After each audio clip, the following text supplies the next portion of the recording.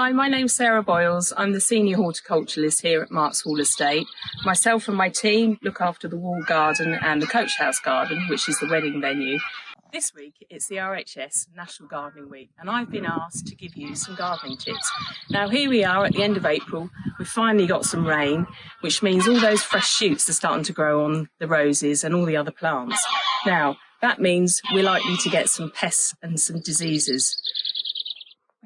What we normally find here at Markshall is that we leave the aphids, and within a couple of weeks of their first arrival, the rose has matured enough and the outer stem has become toughened, so therefore the aphids seem to disappear. Now, if this isn't the case, there are methods you can use without using insecticides, which will obviously kill off any of the local predators. Birds will also love feasting off all these aphids. So increasing the number of the birds in your garden helps as well. We don't use any insecticides in our coach house or our wall gardens. And what we try and do is encourage natural predators such as larvae of lacewings, hoverflies and ladybirds.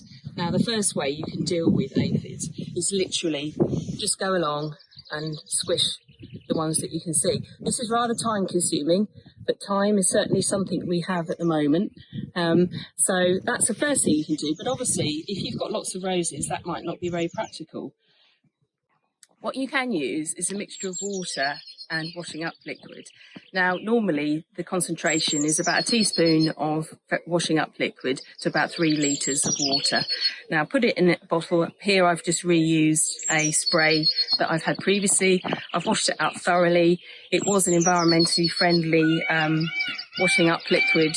So the best thing to do is give it a good shake, because what you're trying to achieve is to get the aphids covered in the foam.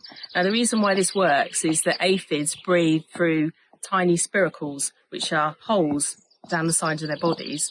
And by spraying this onto the aphids, this actually blocks them up and unfortunately means they can't breathe. So what we'll try and do is just give you an example there. Just spray that on there.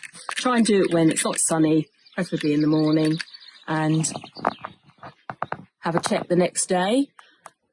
What you can do, if there's some left over, you can also nip those out or squish them. It's also quite a good idea to leave some aphids actually on the stems for the natural predators, and also birds this time of year will be looking for food for their offspring.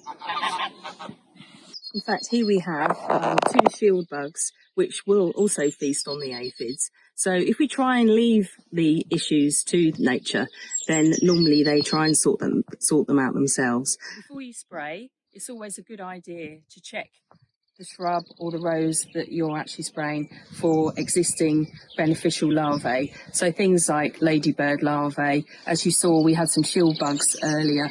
You don't really want to spray those because they will be affected by this, although this is relatively natural.